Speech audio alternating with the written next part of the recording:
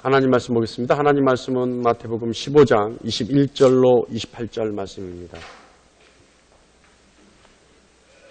마태복음 15장 21절로 28절 말씀입니다.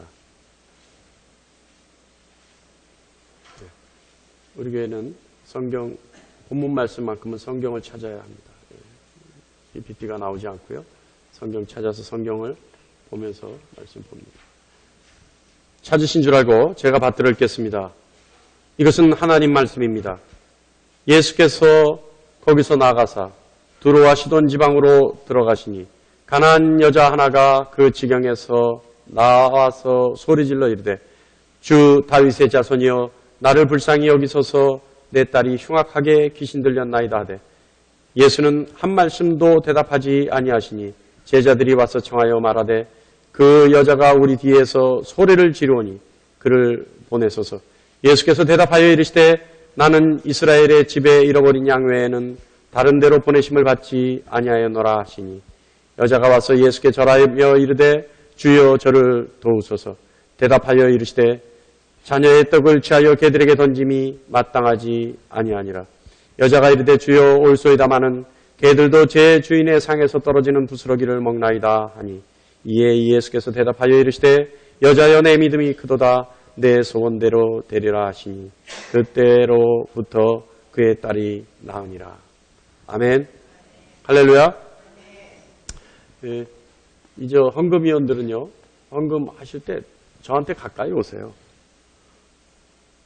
우리 저 권사님은 저 뒤에 서 계시고 집사님은 좀 중간에 계시고 저하고 이 저 헌금함을 주고받는 거리가 머니까 제가 이렇게 숙여야 되고 이렇습니다. 조금만 더 쓰세요. 좀 더 쓰셔서 좀 더 가까이 오십시오. 그래야 편할 것 같습니다. 지난주에 이제 휴가를 갔다 왔는데요. 지금껏 뭐 여러 가지 또 뭐 휴가 많이 다녔습니다만은 이번에는 오래간만에 휴가, 한 2년 만에 휴가 갔다 왔습니다. 근데 참 유익했어요. 많은 휴가를 다녔지만 이번에는 굉장히 유익했어요. 휴가라는 것이 뭐 휴식을 취하면서 재충전의 기회잖아요. 근데 이번에는 진짜 재충전을 했던 것 같아요. 그래서 마침 휴가 간 날 첫날이 비가 온 날이었어요. 어디 제가 뭘 하면 하나님 그렇게 싫으신가 봐요. 휴가 갔다 오니까 햇빛은 쨍쨍해요. 휴가 간 첫날은 비 오고 그 다음 날은 바람 불고 돌아오는 날 조금 햇빛 나더니 그 다음 날은 햇빛은 쨍쨍. 그리고 하나님 그런 거 싫으신 것 같아요. 그래서 앞으로는 하나님 싫어하는 거 안 해야 되겠다 생각이 들어요. 근데 비가 오니까 이제 여러 가지 생각했죠. 참 많이 생각했습니다. 한번 돌아보고 저 스스로도 한번 보고. 근데 보니까 점검해 보니까 그래요. 아, 내가 굉장히 목회를 하면서 조급했었구나. 이건 굉장히 조급했던 것 같아요. 그러니까 조급하다 보니까 항상 내가 하나님보다 먼저 갔었던 것 같아요. 먼저 갔을 때도 있었던 것 같아요.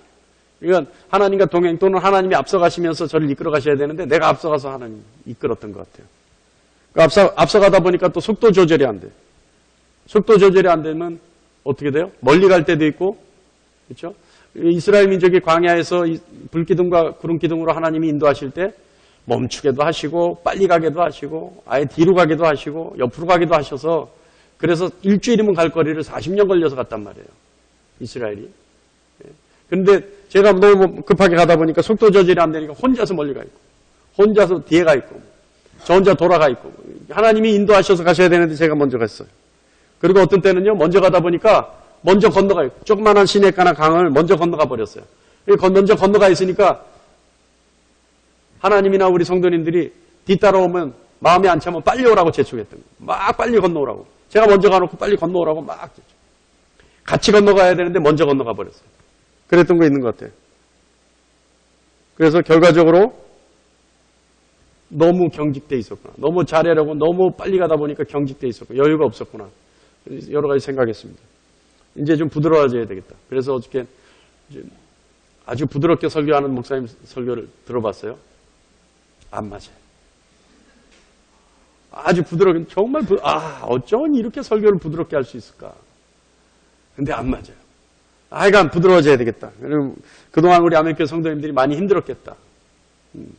너무 딱딱하고 너무 경직되고 하다 보니까 많이 힘들었겠다 생각이 들어요. 그렇다고 해서 여러분 너무 저를 몰아세우지 마십시오. 제가 인정합니다. 많이 힘들었을 것 같다. 앞으로 좀 더 부드럽게 할 테니까. 좀 부드러운 남자입니다. 원래 부드러운 사람이에요. 근데 너무 경직돼 있어요. 이제는 부드럽게 하겠습니다. 그 목사님 설교를 일주일에 한 번씩은 들어야 될 것 같아요. 아, 정말 부드럽더라고요. 어쩜 말을, 목소리도 좋고 어떤 뭐, 그냥 이렇게 막 살살살살 이렇게 설교를 해요. 근데 저 중간에 좀 졸렸어요. 저한테는 좀 안 맞는 것 같아요. 근데 이제 하도록 노력은 하겠습니다. 여러분, 하시다가 제가 앞으로 이제 회중석에서 몇 분 이제 제가 딱 찍을 거예요. 그래서 제가 좀 딱딱해지면 좀 경직되는 것 같으면 뒤에서 사인을 한번 딱 주시면 제가 다시 부드러워지고 이거 한번 해보겠습니다.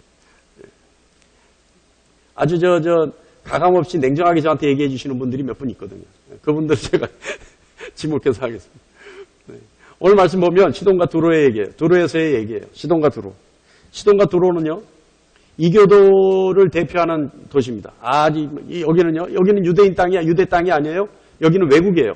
다시 말하면 여기는 유대인들 이스라엘이 아니라 여기는 외국이에요. 두로와 시돈이라는 곳은 그때 당시에 외국이었던. 그래서 오늘 말씀 보면 지경에 나온다래요. 이 지경이 뭐예요? 접경 지역이었어요. 접경 지역. 그러니까 경계가 있는 지역을 여인이 나와서 예수님을 만난 거죠. 근데 이 두로와 시돈은요, 이방신을 섬깁니다. 뭐 외국이다 보니까 가나안 사람들이 살았던데요. 여기는 바알 신이 있죠. 아스타롯이라는 신이 있습니다. 이 바알 신은 풍요의 신이에요. 풍요의 신이다 보니까 농경 사회잖아요. 이 가나안이. 그러니까 풍요의 신이다 보니까 아주 음란합니다.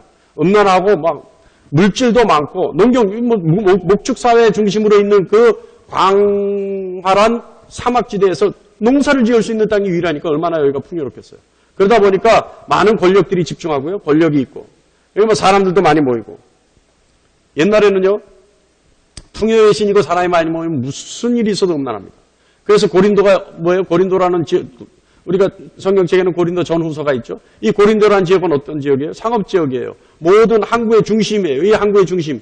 그래서 무슨 말이 있었냐면 그때 당시에 고린도 여인이다. 그러면 창녀를 얘기하는 거예요. 고린도 사람 같다. 그럼 뭐예요? 항상 대낮부터 술 취해 있는 사람을 고린도 사람 같다. 이렇게 얘기하는 거예요.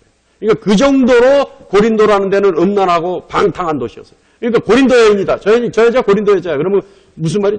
창녀란 말은 없었어요, 그때. 창녀란 말이 없고 단어가 없고 고린도 여인이 창녀랍니다. 저 사람 술 취해 낮부터 뭐죠? 낮술 먹으면 뭐가 없어요? 애미애비도 없다. 그러니까 낮술에 완전히 방탕한 상황. 그러니까 그 낮술 먹었다 이 소리가 아니라 저 사람 고린도 사람이다 이러면 낮술 먹은 사람이라는 얘기예요. 그럴 정도로 했다는 얘기예요. 그런데 이 두로와 시돈도 그와 버금가는 그런 도시였습니다. 그래서 이때요 많은 선지자들이 두로와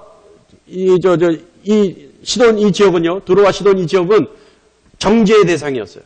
그래서 그들이 예언할 때마다 하나님이 정죄하시고 하나님이 불을 내리셔야 된다는 데가 거기였어요. 항상 그런 곳이었어요. 예.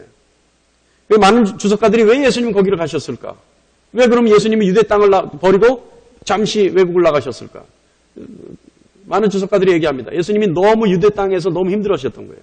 사역하는 동안에 잠시도 예수님은 가만두지 않았던 거예요. 사람들이 와서 계속 예수님 부탁하고 뭐하고. 우리 가보죠? 제가 예수님의 이 모양을 좀 이해할 것 같아요. 옛날에 조영기 목사님하고 개인적으로 좀 만나서 한 시간 정도 얘기할 기회가 있었는데, 조영기 목사님. 아이고, 잠시를 가만 안 둬요. 옆에 비서 장로 두 사람 계속 와서 조금만 머리가 엉클어지면 옆에 와서 빗꺼내가지고 머리 빗겨주고. 그분은 왜 가만 앉아 있어요, 그냥. 계속 전화기가 몇 대가 돼. 계속 전화 받으면 얘기하면 끄떡끄떡 하면 또 됐다 그러고 막 하고. 잠시 얘기를 못 해, 얘기를. 저희 아버님하고 이제 저하고 정기 목사님하고 오림교회 김은호 목사님하고 4명이서 앉아서 얘기를 하는데, 아이고, 정신없어. 또 김장한 목사님 개인적으로 또 만나서 얘기해보니까, 거기도 역시 마찬가지예요. 옆에서 계속 그분들의 공통점이 전화기가 많더만요. 계속 여기 전화 오면 받아서 얘기하고 이게, 우리나라에서 그래도 대표하는 목사님들이란 분들도 그 정도인데 예수님 오죽했겠냐, 말이에요. 가만두질 않았던 거예요, 사람들이. 오면 무슨 일 있으면 와서 고쳐달라, 기도해달라. 계속 괴롭혔어요. 그러니까 이제 예수님이 잠깐 쉬러 가셨던 것 같아요. 많은 주석가들이 그렇게 얘기합니다. 그래서 조금 쉬러 가신 그 자리에서, 시돈과 두로에서 일어났던 해프닝이에요. 딱 경계를 넘어가시는데, 외국으로 넘어가는 경계를 넘어가시는데, 거기서 가나안 여인을 만납니다. 이 이방 여인이죠. 제가 지금 말이 빨랐습니까? 할렐루야? 딱딱했습니까? 아니죠. 할렐루야. 그러겠어요. 자, 그런데 이 여인을 만난 이때부터 이제 사건이 벌어지는 거예요. 이 여인이요, 22절 말씀 보면 가나안 여자 하나가 그 지경에서, 그 지경이라는 것은 접경을 얘기하는 겁니다. 아까 얘기했던 대로. 그 지경에서 나와서 소리질러 이르되 주 다윗의 자손이여 나를 불쌍히 여기소서 내 딸이 흉악하게 귀신 들렸나이다. 자, 흉악하게 귀신 들렸다라고 하는데 그 귀신 들림 증세에 대해서는 얘기하지 않아요. 증상이 어떤 증상인지 얘기하지 않아요. 다만 그 딸이 발병이 될 때는 아주 보기 싫었나 봐요. 그러니까 흉악하게 귀신 들렸다. 엄마 입에서 나온 얘기예요. 엄마 입에서는 웬만하면 이런 얘기 안 나옵니다. 그죠? 남들은 걔 흉악하게 아파 이렇게 얘기하지만 부모 입장에서는 자기 딸이 아무리 흉악해도 흉악하다는 얘기 안 해요. 조금 아파요 이렇게 얘기하죠.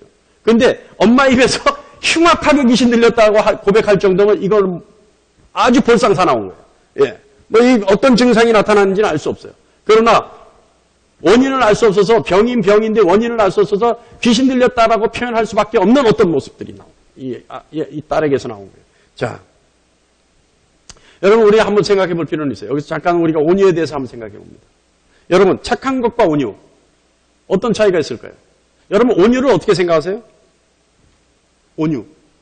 여러분 온유, 온순하고 유순하고 착한 것 이게 온유인가요? 성경에서 말씀하는 온유는 절대 그 뜻이 아닙니다. 우리가 그것을 자꾸 성경에서 말씀하는 단어들의 개념을 자꾸 세상 것과 오버랩시켜서 오해를 하니까 교회에 이상한 논리들을 끌고 들어와요. 예를 들어서 제가 온유합니까? 온유하지 않습니까?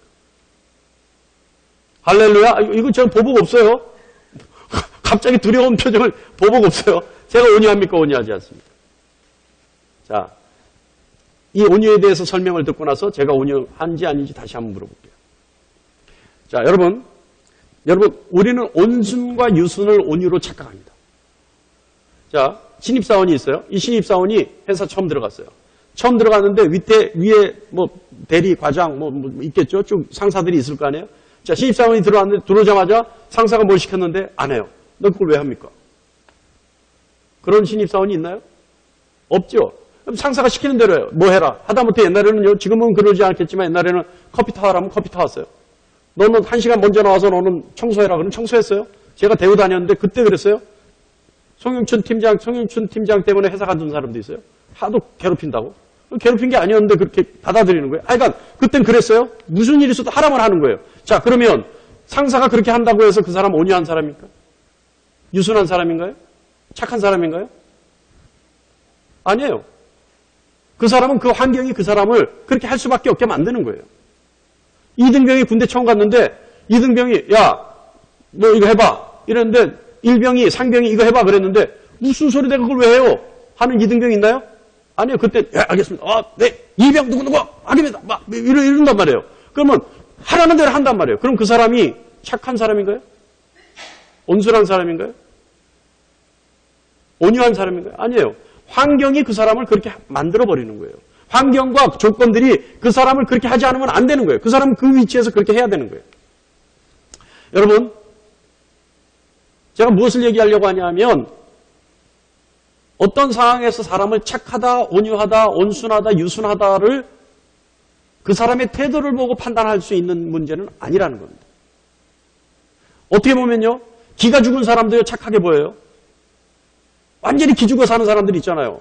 부인한테 기가 죽든 남편한테 기가 죽든 부모한테 기가 죽든 환경이 그 사람 기를 죽여버렸든 어쨌든 기를 못 피고 사는 사람이 있잖아요. 시키면 시킨 대로 이러고 다녀. 그럼 사람들이 그 사람 보고 착하다 그래요. 분별력이 없는 거예요. 그건 착한 게 아니에요. 그 사람은 기가 죽은 사람이에요. 쉽게 얘기하면 눌려 사는 사람이란 말이에요. 눌려 사는. 아시겠습니까? 좀 큰 소리 치면 저 성격 못됐어. 아니 큰 소리 치면 성격이 못됐나요? 아니에요. 자, 온유는 뭐냐 하면요. 유순과 온순과 착함과 상관이 없습니다. 온유는요. 하나님 앞에서 하나님 말씀에 적극적으로 동의하면서 하나님을 두려워하는 사람이 온유한 사람입니다. 아시겠어요? 그래서 온유한 사람은요. 하나님을 두려워한 나머지 그 하나님을 인식하고 하나님을 의식한 채로 사람을 대해요. 이것이 온유예요.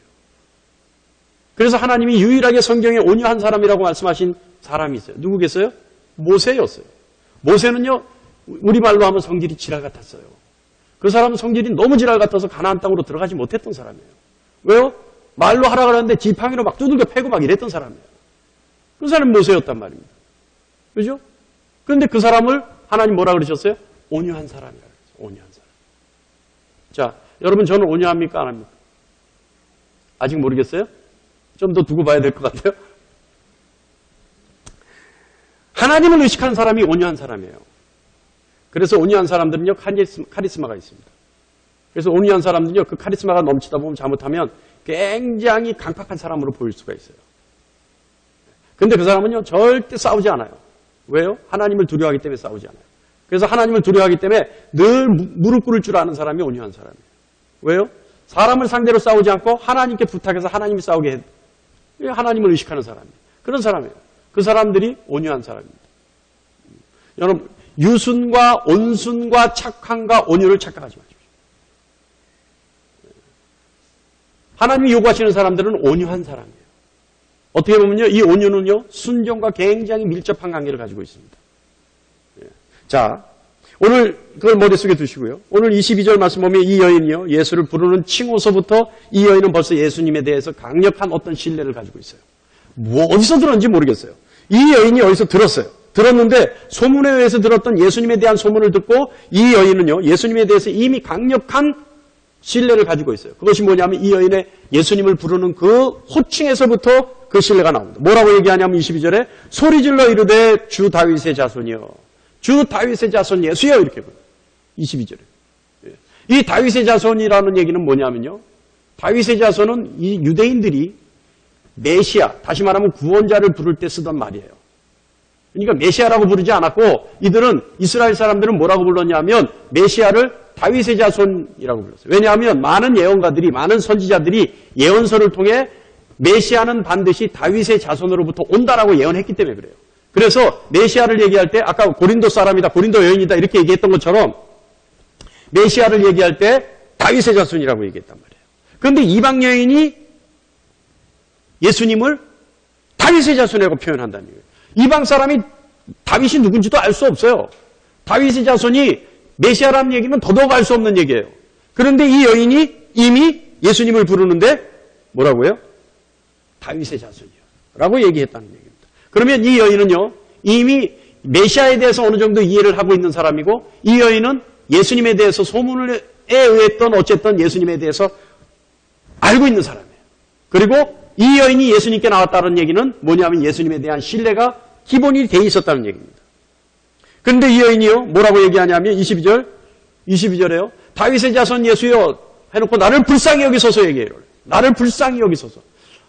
이 마태가요, 기가 막힌 기도 방법을 우리에게 얘기해줘요. 마태는 이것뿐만 아니라요, 또 다른 곳에서도 우리가 급한 일에 놓여 있을 때 하나님께 기도할 수 있는 방법들을 얘기해 주는데요.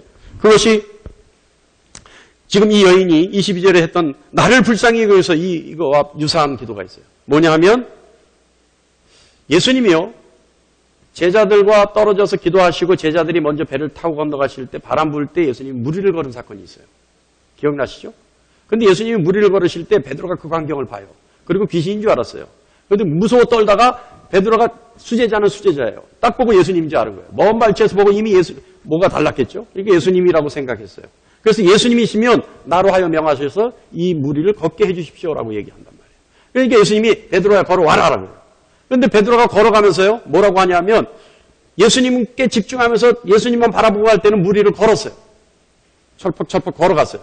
그런데 바람이 불자 베드로가 예수님께 집중하던 그 집중력을 바람에게 뺏기면서 어떻게 됐냐면 두려워한 나머지 물에 빠져버렸어요. 그때 베드로가 한 얘기가 있어요. 베드로가 예수님께 한 기도가 있어요.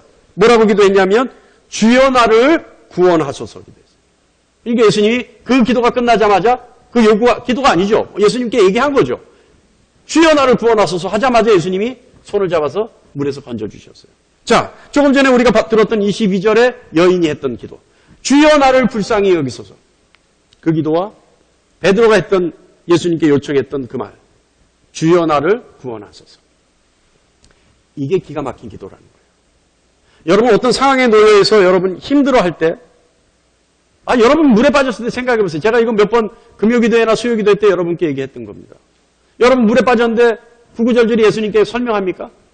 물에 빠졌는데 사람들한테 설명하나요? 제가 수영을 3살 때 해보거나 안 해봤기 때문에, 또는 우리 아버지가 열심히 수영장 가라 그랬는데 수영 배우러 다니라 그랬는데 내가 매일마다 땡땡이 치고 수영을 안 배웠기 때문에 지금 물에 빠져 이 상황에서 내가 나올 수가 없어. 이 설명하나요?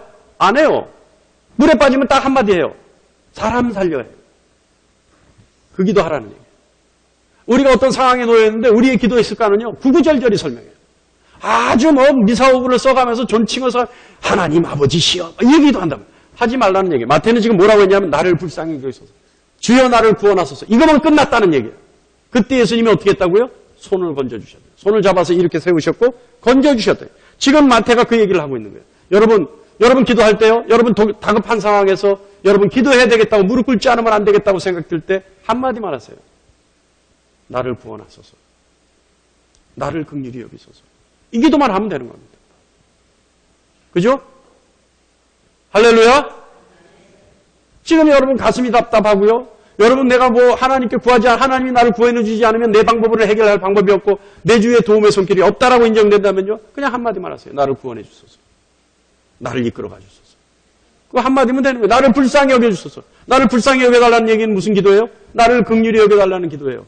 나를 제발 좀 가족의 심정으로 나를 봐달라는 거예요. 내가 가렵고 불쌍한 처지에 놓여있기 때문에 하나님이 나를 가족처럼 좀 봐주십시오라고 하는 게 긍휼이라는 얘기예요. 하나님 나를 긍휼히 여겨주세요. 하나님 나를 구원해 주세요. 나를 살려주지 않으면 안 됩니다. 이 얘기예요. 여러분, 우리의 몫은요, 예수님을 신뢰하고 의지하는 겁니다. 우리의 몫은 그래요. 우리가 구할 것은 우리의 몫은 오로지 우리 예수님을 신뢰하고 의지하는 것뿐이에요. 그럼 예수님의 몫은 뭘까요? 우리를 구원해 주시는 게 예수님 몫이에요. 그거 한계예요. 우리가 예수님을 구원하지 않습니다.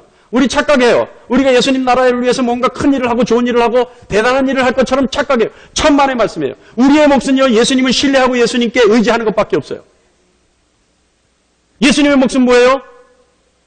예수님의 몫은 우리를 구원해 주시는 거예요. 이거예요. 우리 서로가 분업화되어 있어요. 완전히 따로따로 있어요. 확실해요. 서로가 해야 될 일이 있어요. 나는 예수님께 구원을 요청하고 예수님은 나를 구원해 주시는 거예요. 신앙은요, 다른 거 없습니다. 예수님을 신뢰로 부르는 거. 예수님의 이름을 신뢰하면서 부르는 게 신앙이에요. 그리고 예수님과 신뢰로 잦은 접촉을 갖는 것. 그게 뭐예요? 기도가 동행. 그것이 접촉이에요. 그게 신앙이에요. 다른 게 있습니까? 할렐루야? 지금 졸린가요? 저는 등에서 땀이 조금 나기 시작하는데 여러분 졸리면 안 됩니다. 그러면 원래 모습으로 돌아갑니다. 제가 지금 최대한 부드럽게 하려고 하고 있거든요. 부드럽게 하니까 여러분 갑자기 졸리기 시작하면 제가 원래 모습으로 가야 돼요. 그냥 이대로 하겠습니다.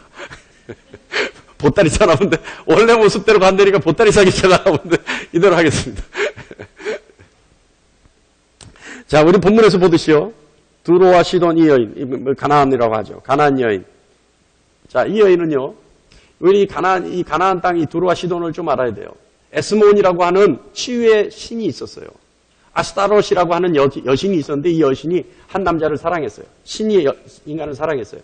근데 이 아스타롯이라는 사람은, 에스몬이라는 사람은요, 그 아스타롯의 구애를 거절했어요. 그리고 도망다니다가 결국은 이 아스타롯이라는 여신이 이 풍요의 여신입니다. 이 여인도, 이 신도 풍요의 여신인데 도망다니다가 안 되겠으니까 스스로 거세를 해버려요.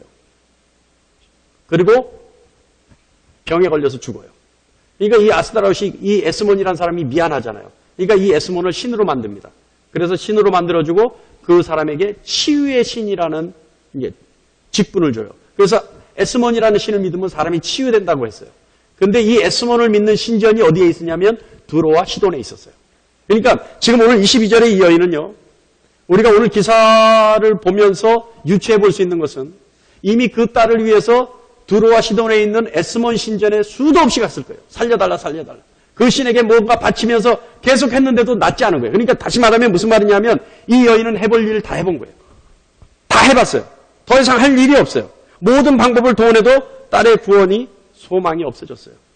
그런 상황에서 유대인들에게 예수님에 대한 소문을 들은 겁니다. 예수님께서 모든 귀신을 제어하며 병 고치는 능력과 권세가 있다는 것을 알았던 겁니다. 그래서 23절에 22절에 예수님께 나를 불쌍히 여기소서 구원을 요청했어요. 그런데 23절 보니까 예수님이 말씀이 없어요.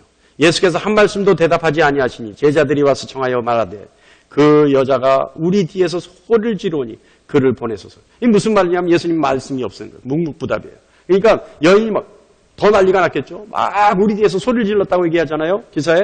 그러니까 막 나를 살려주세요. 살려주세요 하니까 제자들이 이제 나중에 기가 아프고 시끄러우니까 예수님 좀 어떻게 해서 좀 보내세요. 이 얘기했다는 거예요. 그러니까 그 기사가 23절에 우리 뒤에서 소리를 지르니 그를 보내소서. 멋지게 얘기했었는데 사실은 현장에서는 한 거예요. 예수님 좀 어떻게 좀 해보세요. 이 얘기를 했을 거예요. 그런데 23절에 제자들이 오히려 요청했는데도 24절에 말씀합니다. 근데 24절 말씀은 우리 오해하면 안 돼요. 24절은요, 우리가 먼저 지식을 가지고 이 말씀을 봐야 돼요.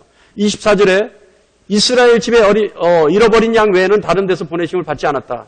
예수님 대답하시는 거예요. 근데 이 24절 예수님은요, 그 여인에게 했던 얘기가 아닙니다. 헬라어 원문을 보면 따옴표가 없어요. 그러니까 예수님이 그 사람에게 한 얘기가 아니라 예수님이 혼자 중얼거리신 거예요. 내가 할 일이 아닌데? 이랬다는 거예요. 예수님이. 나는 이스라엘 집의 잃어버린 양 외에는 다른 데로 보내시면, 그러니까 이스라엘 민족 외에는 내가 다른 사람을 구해줄 일이 없어. 라는 얘기하는 거예요. 근데 그거를, 이건 내가 할 일이 아닌데? 라고 혼자 말씀하셨다는 거예요. 그 여인에게 얘기한 것이 아니라, 혼자 그냥 중얼중얼, 그냥 독백처럼 읊조렸다는 얘기예요, 예수님이. 그 말씀을 하셨어요. 그렇게 얘기를 하셨는데, 이 얘기의 뜻은 뭐냐면, 예수님이 당신의 사역에만 집중하시겠다는 거예요. 다른 신경 쓸 얘기가 아니에요. 왜냐하면 지금 쉬러 가셨잖아요. 그러니까 내 사역에만 내가 이스라엘 외에는 내가 더 이상 할 일이 없어. 왜요? 예수님은 왜 이 땅에 오셨냐면 이스라엘 민족의 구원을 위해서 오셨어요. 그럼 이방인들은 뭐냐? 이방인들은 구원받은 이스라엘 민족이 할 일이었어요. 이방인에 대한 구원은 구원받은 이스라엘 민족들이 할 일이고 이스라엘의 구원은 예수님이 담당하러 오신 거예요. 십자가에 돌아가신 것이 이스라엘을 구원을 위해 선택받은 민족들을 구원하기 위해 오셨고 선택받은 민족은 구원받고 난 후에 이방인들의 구원에 사역을 담당하는 민족이었어요. 이게 분업이 돼요. 예수님이 그 얘기를 하신 거예요. 그런데 25절에 여인이 다시 얘기합니다. 여자가 와서 예수께 절하며 이르되 주여 나를 도우소서. 재차 요청을 해요. 그랬더니 26절에 이것도 우리가 사전에 지식이 좀 있어요. 예수님이 매몰차게 얘기하시는 것 같은데 사실은 그게 아니에요. 유대인들은요. 이방인들을 전부 개라고 얘기를 했어요. 개라는 단어를 썼다는 얘기예요. 그때 개는요.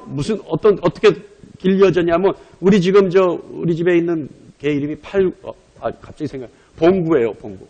우리 딸네 집에 있는 먼저 왔던 개가 봉팔이에요. 예. 그래서 우리 애가 봉칠이로 아빠 개니까 봉칠이가 낫나? 아니면 나중에 왔으니까 봉구가 낫나? 그래서 그냥 아무 의미 없이 봉구가 9구자 써서 봉구예요. 예. 그러니까 요즘 우리 개는 그렇게 키우잖아요. 근데 옛날에는 개를 그렇게 키우지 않았어요. 옛날에 어떻게 내깔려뒀어요. 주인이 없어요. 여기저기 다 떠돌아다니면서 그냥 떨어진 거 먹고 다니는 개들이에요. 그러니까 유대인들이 이방인들을 표현할 때 한 곳에 정착하지 못하고 한 신을 섬기지 못하고 이신 저신 섬기고 싸돌아다닌다고 개라고 취급했대요. 그러니까 예수님이 지금 26절에 자녀의 떡을 취하여 개들에게 던짐이 마땅하지 아니하냐 이 말씀은 뭐냐면 자녀는 이 유대인들의 언어 습관에 하나님의 자녀들 다시 말하면 유대인들을 하는 얘기였고 개는 이방인들을 하는 얘기였어요. 예수님이 그런 사전에 그 유대인들의 언어 습관을 가지고 이 말씀을 하신 거예요. 자, 이해하시죠, 이제? 이게 예수님이 아주 뭐라 그러죠? 민족 차별주의자, 이런 게 아니라는 거예요. 예수님은 그 뜻을 가지고 말씀하셨어요. 그런데 27절에 예수님으로부터 이 여인은 최종적으로 인정받는, 그 믿음에 대해서 최종적으로 인정받는 고백을 합니다. 이 여인이 그 고백을 해요. 27절에 여자가 이르되 주여 올소이다마는 개들도 제 주인의 상에서 떨어지는 부스러기를 먹나이다. 이 고백을 해요. 이 고백을 듣자마자 예수님은 네 믿음이 크다. 아주 결정적인 고백을 하는 거예요. 27절에 개들도 제 주인의 상에서 떨어지는 부스러기를 먹나이다. 여러분, 이 여인의 이 믿음. 근데 예수님 우리가 한번 의문을 가져볼 필요가 있어요. 예수님이 이 여인이 27절에 했던 요 고백만 가지고 이 믿음이 크다 라고 얘기하셨을까요? 그 전에 여인의 행동에서 어떤 믿음의 흔적들은 나오지 않았을까요? 예수님이 네 믿음이 크다라고 하는 근거들은 나오지 않았느냐면 우리 한번 그것을 생각해 보겠습니다. 이 여인의 믿음은요, 예수님이 네 믿음이 크다라고 인정받았던 그 믿음은요, 단순하게 이 고백만으로 이루어진 게 아니에요. 그 전에 보면 이 여인의 행동을 보면요. 예수님에 대한 신뢰가 믿음이 얼마나 큰지 우리는 알 수 있어요. 그리고 우리가 주목해서 볼 건요. 예수님을 만났던 이 시간은 짧은 시간이에요. 아주 짧은 시간인데 이 여인이 급속도로 믿음이 선양해버린다는 거예요. 그 짧은 시간에. 그 짧은 시간에 예수님을 처음 만난 그 순간부터 네 믿음이 크다고 인정받는 그 사이에 그 짧은 순간에 엄청나게 괄목할 만한 성장을 해버려요. 뭐가? 믿음이. 자, 우리가 그걸 한번 보겠습니다. 아까도 얘기했듯이 22절에 이방 여인은 예수님을 메시아라고 고백합니다. 당신은 다윗의 자손입니다. 당신은 예언자들이 얘기했던 메시아입니다. 우리를 구원해 줄 수 있는 사람입니다. 이것 자체가 이미 놀라운 고백이었어요. 이방인에게서 나올 수 없는, 더군다나 유대인에게서도 나올 수 없는 고백이었어요. 이 고백을 이 여인은 예수님께 바칩니다. 이거 고백을 바치는 거죠. 예수님을 인정해드리는 거였어요. 그리고 이 여인의 믿음은요, 예수님을 주님으로 고백한다는 거예요. 예수님을 주님으로. 여기 이때 주님은요, 키리오스라는 건데요, 나의 주인입니다라는 고백이에요. 이 고백이 없으면은요, 이 나의 주인입니다라고 하는 고백은 그냥 인사치레로, 아이고 회장님, 아이고 총재님, 이게 아니에요. 요즘 저 지나가다가는 요즘은 그냥 뭐 사장님, 옛날에는 뭐 그런 가요가 있었죠. 길을 가다가 뭐 사장님하고 하면 다 돌아본다. 예? 여기 다 사장이고 뭐 이게 존칭이 아니라는 얘기예요. 이때 당시에 퀴리오스라고 하는 것은 나는 노예고 당신은 주인입니다는 뜻이에요. 그러니까 주인으로 섬기는 사람에게 퀴리오스 얘기하는 거예요. 퀴리오스. 저기서 구약에 보면 어떻게 해요? 사람들이, 하나님의 종들이 하나님을 만났을 때 그때 비로소 주여라고 얘기했단 말이에요.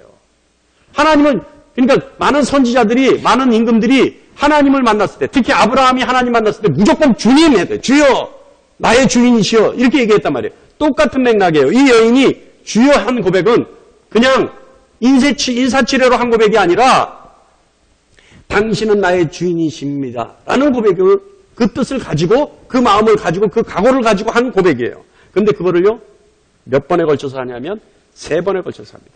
25절에 보면요, 주여, 주여, 나를 도우소서. 25절에 그렇게 얘기하죠. 주여 나를 도우소서. 또한 27절에 주여 올소이다. 주여 올소이다. 그리고 세 번째 어디서 하냐면 마지막으로 27절에 또다시 주여를 냅니다. 제 주인의 상에서 떨어지는 부스러기를 먹나이다. 이거는 보통 고백으로, 보통 마음으로 할 수 있는 고백이 아니에요. 나는 개고 당신은 주인이란 얘기예요. 이 고백으로 이 여인이 예수님께 고백합니다. 대단한 믿음의 발전이 아닐 수 없어요. 나의 주인이라는 이 고백, 이 계속되는 고백, 이 고백함의 진실성이 예수님 느끼시고 결국은 27절에 너의 믿음이 크다. 받아들이는 거예요. 또요, 이 여인의 믿음은 어디서 보이냐면요, 예수님이 도울 수 있다는 믿음을 가지고 있어요. 예수님이 도울 수 있다는, 예수님만이 도울 수 있다라고 하는 믿음이 이 여인의 행동에는 이미 깔려 있어요. 뭐냐면 많은 사람 앞에 소리 지르죠. 많은 사람들 앞에 소리 질러요. 그러니까 어떻게 해요? 23절입니다. 예수를, 제자들이 와서 청하여 말하되 그 여자가 우리 뒤에서 소리를 지르오니, 그럼 뒤에서 그냥 난리가 나고, 쉽게 얘기하면 좀 저속한 얘기를 쓰면은요, 발광을 하는 게 발광. 예수 따라다니면서, 예수님 따라다니면서 막 소란을 피우고 난리를 피우는 거예요. 이제 좀 더 해요. 조금 있으니까 더 해요. 25절 봅니다. 25절 봅니까? 여자가 와서 예수께 절하며 이르되 주여 나를 도우소서. 이건 뭐 했다는 얘기예요? 예수님 앞에 나와서 발 앞에 절했다는 건 아주 표현이 좋아요. 들어 누웠다는 얘기예요. 너 죽고 나 죽자 이거예요. 아이고 죽이든지 살리든지 네 마음대로 해라 이러고 들어 누웠다는 거예요. 여자가 예수님 앞에서. 이 많은 사람들 앞에서 한 여인이 대낮에 이런 행동을 할 수 있다는 건 뭐예요? 미치지 않았으면 정말 이 사람한테서 해결 보려고 하는 거예요. 이 사람한테서 해결 볼 요량이 아니면, 이 사람이 이 문제를 해결해 줄 요량이 아니면 이런 행동을 할 수가 없어요. 아니면 미쳤어요. 그런데 이 여인은 미친 여인이 아니에요. 그렇다면 뭐예요? 예수님한테 나를 죽이든지 살리든지 당신 손에 있습니다. 이 모든 건 이제 당신 손에 있습니다. 내 가정의 회복은 당신 손에 있습니다. 나의 삶은 당신 손에 있습니다. 나를 밟고 넘어가시오. 이 얘기예요, 지금. 기가 막히죠? 이 여인이 그 짧은 시간에 이렇게 막 예수님께 온전히 올인해버리는 거예요. 마지막은요, 어떻게 해요? 예수님 앞에서 자신을 완전히 낮춰요. 어떻게 낮춰요? 당신은 주인이고 주인이 먹는 밥상에서 떨어지는 부스러기를 개도 먹지 않습니까? 내가 그 입장입니다. 나를 그렇게 좀 봐주세요라는 거예요. 예수님 앞에서 완전히 엎드려버려요. 더 이상 할 것이 없어요. 아니 내가 그 부스러기만 가지고도 내가 그 부스러기만으로도 예수님 당신을 인정할 수 있습니다. 이것은요 예수님의 능력이 메시아에 대한 직분이 인정되지 않으면 할 수 없는 행동입니다. 그런데 이 여인은요 그 믿음을 행동으로 옮기는 거예요. 그리고 응답하실 때까지 붙잡고 나가시는 거예요. 인내하는 거예요. 인내하는 거. 여러분 이 여인의 행동이 여러분 마음속에 잘 새겨두시기 바랍니다. 네 번째는요 정말 이 믿음이 놀라운 믿음이에요. 이 여인이요 나중에는 이 믿음이 완성지어지는데 어떻게 완성지어지냐면요 아주 조그마한 은혜에도 자신이 얻고자 하는 것을 충분히 받을 수 있다라고 하는 믿음이에요. 이게 뭐냐 하면 상에서 떨어지기는 부스럭이라고 표현해요. 그러니까 예수님이 드시다가 자녀들에게 나눠주다가 조그만 거 뭐 하나 떨어뜨려도 그거 하나로 끝납니다라는 거예요. 아 여러분 이런 고백이 있을 수 있나요? 우리가 본받아야 될 믿음이에요. 아주 조그마한 은혜에도 나는 감격합니다라는 거예요. 아주 조그마한 은혜도 내가 감당하기 어려운 축복입니다라는 거예요. 예수님의 그 조그마한 은혜도 나로 하여금 네 입에서 끊임없이 감사가 나올 수밖에 없는 그런 은혜입니다라는 거. 그 고백이에요. 아니 그 고백 아니에요 여러분? 주인이 먹는 밥상에서 주인이 자녀들과 먹는 밥상에서 떨어지는 부스러기로 나는 만족합니다. 나와 주님이 그 상에서 같이 먹어주시오 이거 아니에요. 거기서 먹다가 떨어뜨리는 것, 퇴 뱉은 것 이걸로도 나는 만족합니다. 아 여러분 이 충분한 감사 하늘로부터라면 어떤 작은 것도 내게는 족하다는 고백 이 고백이에요. 우리 여러분 한번 생각해요. 우리는 안 그래요? 우리는 어떻게 해요? 우린 주님 앞에 조금 당당한 같은 동급의 레벨로 우리는 대접받기를 원하지 않습니까? 특히 제가 그래요. 제가 종이 됐다고 세상 험악하게 살다가 이제 종이 됐다고 이제 내가 하나님한테 해드릴 거 다 해드렸으니까 이제부터 시작합시다. 내놓으세요. 제가 좀 그래요. 제가 그러니까 내가 주님한테 해드린 거 다 해드렸다고 생각해요. 그러니까 마음 놓고 기도해요. 마음 놓고 주시고 이거. 제가 그래요. 근데 그게 아니라는 거예요. 이 여인의 믿음을 보면요. 그게 아니라는 거예요. 이것만 하나도 조그만한 하나도 그저 감사하고 감격하고 그것이 다고 그것만으로도 나에겐 충분하고 잠깐 나에게 비춰주시는 그 눈길 하나에도 나는 모든 것이 산산조각 부서질 수밖에 없는 그런 존재입니다. 라는 그런 믿음이라는 거예요. 그러니까 주님이 그 믿음에 이 믿음이 크다라는 거예요. 여러분 우리가 아까 배웠던 온유 이 온유가 그와 유사한 겁니다. 하나님은 그만큼 인정해드리는 거예요. 세상에 나가서는 싸움닭같이 싸울 수 있을 정적 하나님 앞에서는 정말 어린 양처럼 엎드릴 수 있는 거예요. 그래서 하나님 앞에 하나님의 권세 앞에 하나님의 눈길 앞에 완전히 항복하는 거예요. 그래서 그 낮은 모습에서 하나님이 주시는 요만한 은혜 가지고도 내 인생의 모든 것이 감사로밖에 채워질 수 없는 그 신앙 고백, 그 믿음. 주님으로부터 이 믿음이 크다고 인정받는 믿음입니다. 그럴 수 있는 여러분 되시기를 축원합니다. 아마도요, 주님은 처음서부터 이 여인의 속을 알고요, 이 여인의 믿음을 알고 그 믿음을 시험해 봤는지도 모르겠어요. 그래서 묵묵부답하시다가 그 다음에 뭐라 그러세요? 내가 너희를 도우러 온 거 아니다 그러시다가 하나님의 자녀에게서 먹는 거를 개들에게 던져줄 수 없다고 말씀하시는 그 갈수록 치욕적인 말씀을 하신 것은 아마도 그 여인의 태도를 그 여인이 그런 말을 듣고도 어떻게 행동하나 그걸 보려고 쉽게 얘기하면 간을 보려고 예수님이 그렇게 하셨는지도 모르겠다는 거죠. 그런데 이 여인은요 그런 예수님 앞에서 점차적으로 더 강한 신뢰를 예수님께 보여드립니다. 그래서 결국은 어떻게 돼요? 자신의 딸을 치유받아요. 예수님과 만나는 그 짧은 시간에 그 시간 동안에 굉장히 빠르고 큰 속도로 예수님 앞에 믿음을 보여드려요. 이건 어떻게 하면 될까요? 이런 믿음은 그 짧은 시간에 그렇게 빠른 속도로 믿음이 컸다는 건 무엇을 말하는 걸까요? 이 여인은요 위기의식이 있었다는 얘기예요. 지금 아까 우리가 얘기했죠? 에스몬 성신전에 가서 할 것 다 해봤어요. 별걸 다 해봤어요. 안 돼요. 흉악한 딸은 점점 더 흉악해져 가요. 그런데 예수님 만난 거예요. 이 여인에게는 위기의식이 생겼어요. 이제 내가 소문으로 듣던 이 예수님이 이 땅에 오셨는데 이 예수님이 안 하면 그 누구도 할 수 없다라고 하는 위기의식 속에 이 여인은 그 짧은 시간에 그 많은 분량의 믿음이 생겨버렸던 거예요. 이해하십니까? 어떻게 오신 예수님인데 내가 거기까지 가도 만날 수 없는 예수님이 예수님 말로 찾아와 주셨는데 내가 이때 이 예수님 붙잡지 않으면 내가 구원이 없는데, 내 딸이 구원이 없는데, 내가 구원의 방법이 없는데 붙잡고 늘어진 거예요. 예수님이 아니면 안 됐던 거예요. 그 위기의식 속에 이 딸은, 이 여인은 믿음이 급속도로 성장하는 겁니다. 여러분, 우리가 오늘 이 기사를 보면서요, 한 가지 교훈이 있어요. 여러분, 이거 중요한 교훈입니다. 여러분 잘 새겨들으시기 바랍니다. 하나님은요, 어떤 계획을 가지고 계신다 하더라도, 참된 믿음 앞에서는 그 믿음에 응답하신다는 거예요. 예수님 말씀하셨잖아요. 뭐예요? 자녀에게 줄 떡을 개에게 던질 수 없다고 얘기하셨어요. 나는 이방인의 구원을 하러 온 것이 아니라 유대인의 구원을 하러 왔는데 내가 너에게 왜 구원을 주냐 하셨어요. 반드시 하나님의 뜻은 그것이 아니라고 얘기하셨어요. 그런데 어떻게 해요? 참되고 진실된 믿음 앞에서 그 계획을 바꾸셨어요. 그래서 이방 여인을 구원하십니다. 여러분 이거 아셔야 돼요. 하나님은 어떤 계획을 가지고 계신다 하더라도, 하나님의 뜻은 어디에 있다 하더라도 참된 믿음 앞에서는, 진실된 믿음 앞에서는 그 믿음에 응답하신다는 거예요. 할렐루야. 이 믿음. 그러나 이스라엘은요, 오히려 유대인들은요, 그 응답을 받을 수 있는 특권을 가지고 있었음에도 그거를 믿음 없이 놓쳐버렸어요. 마태복음 13장 58절에 예수님이 얘기하십니다. 그들이 믿지 아니함으로 말미암아 거기서 많은 능력을 행하지 아니하시니라. 이 기사가 뭐냐면 다 같이 한번 읽어볼까요? 시작. 그들이 믿지 않음으로 말미암아 거기서 많은 능력을 행하지 아니하시니. 예수님 고향에 가셨을 때 얘기해요. 예수님 고향에 가셨는데 이 사람들이 뭐라고 그래요? 고향 가서 예수님 뭐 하시러 가셨어요? 나사렛에 가신 거예요. 나사렛에 가서 환자들 좀 고쳐주고 귀신들 쫓아내고 사람들 좀 회복시키러 가셨는데 사람들이 뭐라 그랬어요? 얘 누구야? 이랬어요. 쉽게 얘기하면 그랬어요.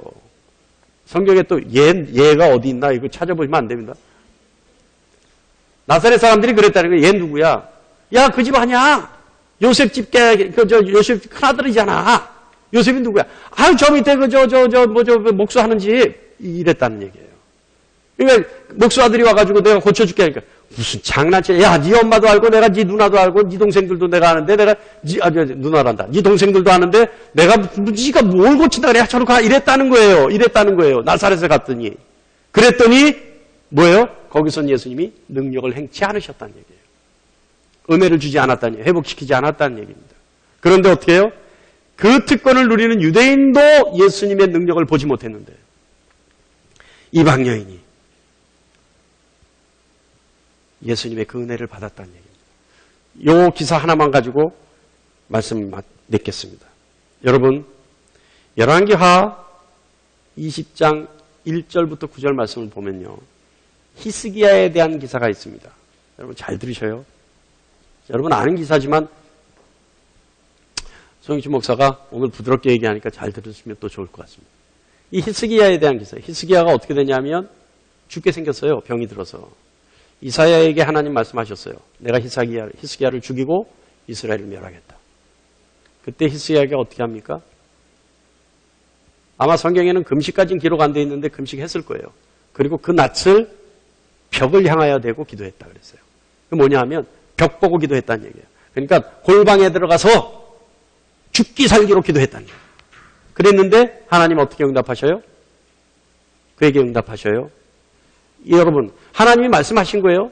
네 나라가 멸하고 너를 죽이겠다 하셨어요. 너가 병 걸려서 이제 네 수완이 다 끝났다라고 얘기하셨어요. 하나님이 작정하셨어요. 작정하셨는데 히스기야가 벽을 보고 울면서 기도했어요. 죽기 아니면 까무라치기로 기도했다는 얘기예요. 그랬더니 하나님이 이사야를 통해서 기도의 응답을 하셨어요. 뭐라고 하셨냐면 내가 내 기도를 들었고 내 눈물을 보았으므로 내가 내게 응답한다. 어떻게 응답하셨어요? 히스기야의 병이 나았어요. 더군다나 병만 나은 게 아니에요. 앞으로 15년 동안 기한을 늘려주겠다. 수한을 늘려주겠다. 그러니까 앞으로 15년 더 살게 해주겠다는 거예요. 뭐 때문에? 네 기도를 들었기 때문에. 네 눈물을 보았기 때문에. 또 하나 더 해주세요. 아수르로부터 예루살렘을 보호해주겠다. 무엇 때문에? 네 기도를 들었기 때문에. 네 눈물을 보았기 때문에. 더 기가 막힌 건 뭔지 아십니까? 하나님 왜 이렇게 해주세요? 라고 했을 때 그리고 그 증거가 뭡니까 했을 때 하나님이 해를 10도를 뒤로 물리셔요. 해를 10도를 뒤로 물렸다는 얘기예요. 우주의 운행의 이치가 틀어졌다는 얘기예요. 앞서갔던 해가 빠꾸에서 10도가 돌아갔다는 얘기예요. 무슨 얘기예요? 이 얘기는 시계가 거꾸로 돌아갔다는 얘기예요. 모든 것이 삐리삐리 10분이 뒤로 다 돌아갔다는 얘기예요. 무엇 때문에? 히스기야에게 응답하셨다는 증거를 만들어 주시기 위해서. 여러분이 놀라운 일 아닙니까? 무엇 때문에? 그 원인이 어디 있었어요? 히스기야가 기도했고 눈물을 흘렸기 때문에. 그겁니다, 여러분. 그겁니다. 하나님 그렇게 하셨어요. 하나님의 계획과 뜻이 있었음에도 불구하고 히스기야가 기도하면서 눈물을 흘릴 때 하나님은 히스기야의 기한을 15년 늘려주셨고 예루살렘 멸망할 수밖에 없는 예루살렘을 아수르로부터 보호해 주셨고 그리고 그 모든 것을 확언하기 위해서 언약하기 위해서 증거를 남겨주시기 위해서 우주의 이치를 틀어버리시는 거예요. 이 시간은 하나님의 능력을 얘기하는 시간 아닙니다. 이 시간은 기도할 수 있는 여러분의 능력을 얘기하는 겁니다. 여러분 기도할 수 있는 거예요. 여러분 하나님 앞에 간절히 눈물을 흘릴 수 있는 거예요. 그때 하나님은 창조의 이치와 우주 운행의 이치를 바꿔버리시는 거예요. 왜요? 하나님은 여러분을 생명같이 사랑하시기 때문에 그렇습니다. 할렐루야. 여러분 참된 믿음은요, 진실된 믿음은 우리 인생의 목적이어야 합니다. 실질적인 목적이어야 합니다. 그래서 내가 하나님 앞에 간절히 기도할 수 있어야 되고 눈물로 기도할 수 있어야 합니다. 오로지 그 믿음을 목표로 나가야 합니다. 그리고 하나님의 뜻과 계획을 받들어야 합니다. 그러기 위해서 우리가 지혜가 필요합니다. 이것이 믿음의 본질입니다. 믿음과 전혀 상관없이 보였던 이방 여인, 이 가나안 여인이 예수님을 만나서 믿음을 가졌어요. 어떤 믿음을 가졌어요? 예수님이 아니면 안 된다는 믿음을 가졌어요. 예수님 당신이 안 해주면 나는 죽을 수밖에 없습니다라는 믿음을 가졌어요. 예수님이 하시면 된다라고 하는 믿음을 가졌어요. 예수님이 하시면 뭐든지 할 수 있다라고 하는 믿음을 가졌어요. 그 어떤 것 외에는 필요 없다는 믿음을 가졌어요. 예수님이 주시는 것 아니면 어떤 것도 필요 없다라는 믿음을 가졌어요. 그 믿음을 가지니 엄청난 보상을 받습니다. 어떤 보상을 받아요? 28절 말씀입니다. 이에 예수께서 대답하여 이르시되 여자여 내 믿음이 크도다. 내 소원대로 되리라 하시니. 어떻게 해요? 내 소원대로 되리라. 여러분 그냥 단순하게요, 이 기사가요, 더 이상 이 외에는 이 사건에 대한 기사가 없어요. 그 딸이 병이 나았다는 얘기도 없어요. 그 딸이 귀신이 떠나갔다는 얘기도 없어요. 어떻게 했다고요? 28절에 그냥 그때부터 그 딸이 나으니라. 그 전에 어떻게 했다고요? 네 소원대로 되리라.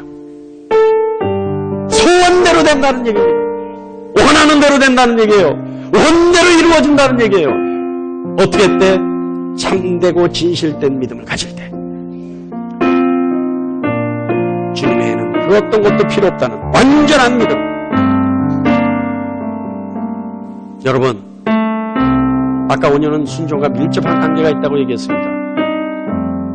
여러분 순종은요 한마디로 정의하면 내가 하는 게 아니에요. 순종은요 하나님의 사랑에 내가 굴복하는 것이 순종입니다. 하나님의 그 프로포즈에 내가 굴복하는 것이 순종입니다. 하나님의 사랑한다는 그 말씀에 내가 대답하는 것이 순종입니다. 우리는 또 성화를 얘기해요. 예수님 닮은 모습으로 닮아가려고 하는 삶을 얘기해요. 그것이 성화라고 얘기합니다. 거듭남과 성화는 기독교인들에게 반드시 있어야 되는 일입니다. 성령 하나님이 이끄시는 대로 따라가는 것, 이것이 성화입니다. 그런데요 성화는요 하나님의 사랑의 손길에 내가 길들여지는 게 성화입니다. 그 손길에 내가 길들여지는 것. 그래서 하나님의 음성을 들을 수 있고 하나님의 손길을 이끌 수 있고 세상 어떤 것보다도 하나님의 손길만을 느낄 수 있고 하나님의 음성만을 알 수 있는 것. 이것이 성화입니다. 여러분 다시 말합니다. 순종은 하나님의 사랑에 굴복하는 것이고 성화는 하나님의 사랑의 손길에 내가 길들여져 가는 것. 그래서 진실하고 솔직한 믿음을 갖는 것, 정직한 믿음을 갖는 것. 여러분, 여러분의 손에 있는 잔을 높이 드시기 바랍니다. 내 잔을 채우리라. 내 소원대로 되리라. 기도할 수 있고 눈물을 흘릴 수 있는 여러분 되시기를 간절히 축원합니다.